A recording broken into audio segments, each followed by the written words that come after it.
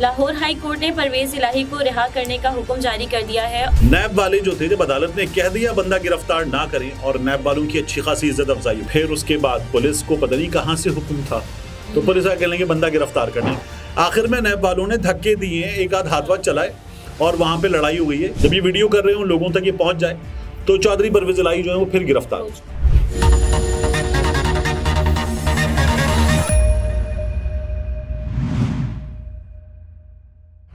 अस्सलामुअलैकुम, मैं हूं निमरा सुहेल। आप देख रहे हैं अलग न्यूज़। तारिक मतीन हमारे साथ हैं। लाहौर हाई कोर्ट ने परवेज इलाही को रिहा करने का हुक्म जारी कर दिया है और नज़रबंद ना किया जाए इस बात का भी हुक्म जारी कर दिया गया है। लेकिन आज हमने देखा कि लाहौर हाई कोर्ट के बाहर नैब एहलकार और पुलिस एहलकार के दरमियान जो है वो बहस मुबाहिसा हुआ, लड़ाई हो गई, मार कुटाई भी हो गई, वहां पर हाथापाई हो गई।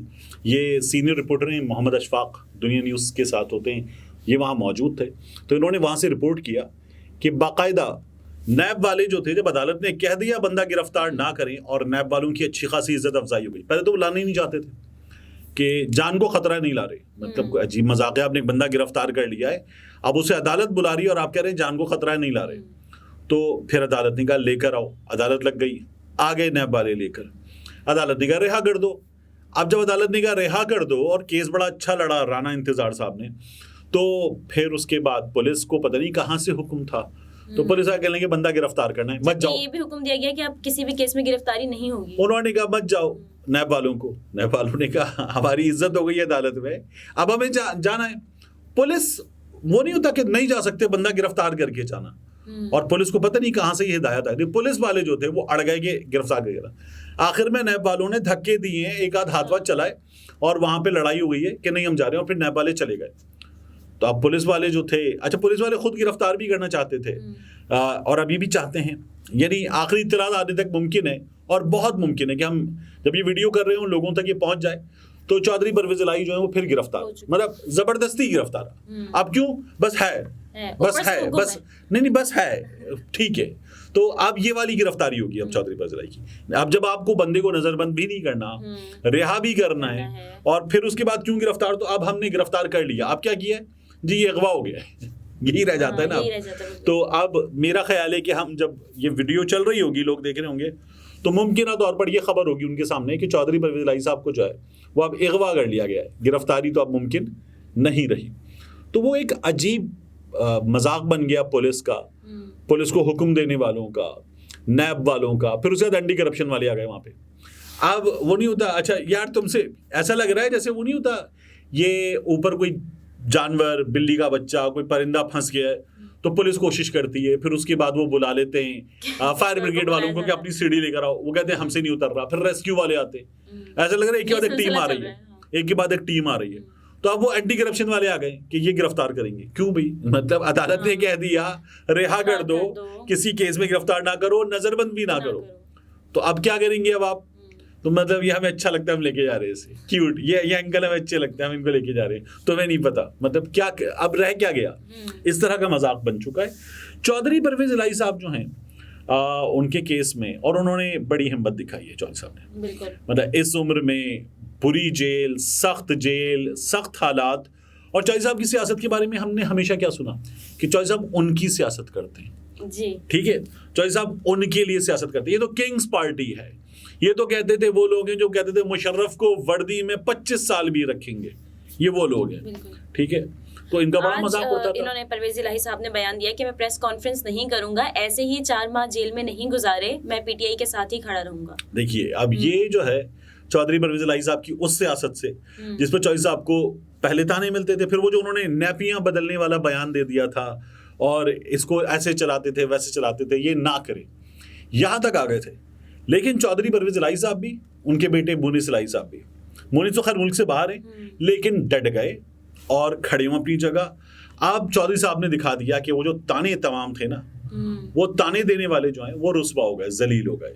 वो जो ताने देते थे और कहते थे कि ये किंग्स पार्टी बना गया, ये मुशर्रफ के साथ डील करके बैठ गया, तो वो तो बाहर चले गए, मुल्क से बाहर चले गए। मियां नवाज शरीफ साहब बार चले गए, अभी भी बाहर बैठे हुए हैं। और चौधरी परवेज इलाही साहब ने यहाँ ऐसी गिरफ्तारियां किसकी हुई हैं कि बंदा छोड़ दो फिर पकड़ लिया, फिर छोड़ दो फिर पकड़ लिया, पेश करो पेश नहीं कर रहे, मतलब ऐसा मजाक किसके साथ हुआ है। तो ये हुआ और चौधरी साहब ने ये भी काट के दिखा दिया है, ये बड़ा कमाल है। और आज भी वो अपनी बात अच्छा, मुझे ये जो कमाल है ना, इसमें ज्यादा हैरान कुन पता है क्या नजर आता है कि पीटीआई के एक सीनियर रहनुमा, उनके बारे में ये खबर आई कि वो इसलिए जेल नहीं काट सके कि जेल में वो जो इंडियन टॉयलेट है, एक कमोड सीट होती है जिसपे आप तशरीफ फरमा हो सकते हैं, कुर्सी, और एक इंडियन टॉयलेट जहां आपके गिट्टों का, टखनों का, आपके घुटनों का इम्तिहान हो जाता है बैठने में, वो नहीं था और वो नहीं बर्दाश्त कर सके तो उनसे जेल बर्दाश्त नहीं हुई। ऐसे भी पीटीआई के एक रहनुमा हैं जिनकी तमाम ये तफसील मुझे पुलिस से मालूम हुई, लेकिन बुरी बात है ये इतनी अजीब डिटेल्स है कि इनका नाम नहीं बताना चाहिए। तो ऐसे लोग, या आपको वो याद है कराची में मेरा बहुत ही करीबी ताल्लुक़ है, बहुत अच्छा ताल्लुक़ है और मेरी पर्सनल चैट होती है, लेकिन अली भाई ने ये पी कैप उतारा और कहा यहाँ गोली मारना, यहाँ पे, और उसके बाद जो है इमरान खान ने सिखाया है, और फिर वो अली भाई ने बड़ी बड़ी बातें की। तो अली भाई ये आपसे ज़ाहिर मोहब्बत, लेकिन अली भाई छोड़ गए। अब अली भाई किसी वक्त बताएंगे कि क्या हुई थी, क्या माजरा था, क्या मजबूरियां थी। कुछ तो मजबूरियां रही होंगी, यूं ही कोई बेवफा नहीं होता। और जब आप ये शेर पढ़ रहे हो तो फिर आपको कौन याद आता है? फवाद साहब।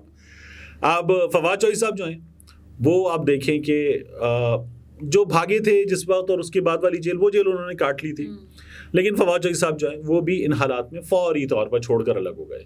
फवाद चौधरी साहब ने छोड़ दिया। फिर ये खबर आई कि फवाद चौधरी साहब ने भी, अली जदी साहब ने भी इस्तेहकाम पाकिस्तान पार्टी ज्वाइन करी, वो ज्वाइन नहीं की। सही। अच्छा, ये उन्होंने ज्वाइन नहीं की। इनमें से एक शख्सियत ने मुझे बताया कि अगर ये नाम आ जाए ना, हमारा पर्सनली बताया कि अगर हमारा ये नाम आ जाएगा कि हमें ये वाला ओहदा मिल गया ना, तब भी हमने ज्वाइन नहीं की, ये समझ लें आप। मैंने कहा अच्छा चलें ठीक है।